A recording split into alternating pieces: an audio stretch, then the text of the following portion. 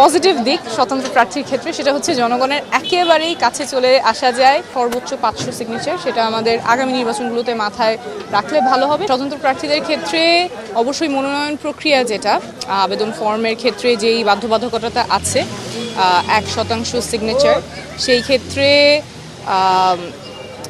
এটা একটা অবশ্যই বড় একটা চ্যালেঞ্জ থাকে যে কোনো প্রার্থীর ক্ষেত্রে। জনসমর্থন থাকার যে বিধি সেটা অবশ্যই থাকা উচিত, একটা মিনিমাম লেভেলে জনসমর্থন দেখানো, কিন্তু 1% অর্থাৎ যার 5 লাখ 6 লাখ ভোটার আছে তার তখন 5,000 6,000 সিগনেচার কালেক্ট করতে হবে। সেটা অনেক সময়ই দেখা যায় যে পেপার ওয়ার্ক হয়ে যায় rather than showing level of support. So সেই ক্ষেত্রে আমার মনে হয় নির্বাচন ব্যবস্থা সংস্কার কমিশনের যে সুপারিশ যে এখানে একটা লিমিট করে দেয়া সর্বোচ্চ 500 সিগনেচার, সেটা আমাদের আগামী নির্বাচনগুলোতে মাথায় রাখলে ভালো হবে। সেক্ষেত্রে আরও অনেক স্বতন্ত্র প্রার্থী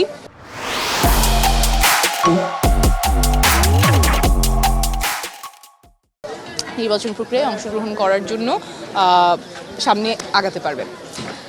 স্বতন্ত্র প্রার্থী হিসেবে এটা তো একটা চ্যালেঞ্জ ছিল, আরও অনেক চ্যালেঞ্জ আছে, কিন্তু আমার মনে হয় সবচেয়ে বড় যেই পজিটিভ দিক স্বতন্ত্র প্রার্থীর ক্ষেত্রে সেটা হচ্ছে জনগণের একেবারেই কাছে চলে আসা যায়।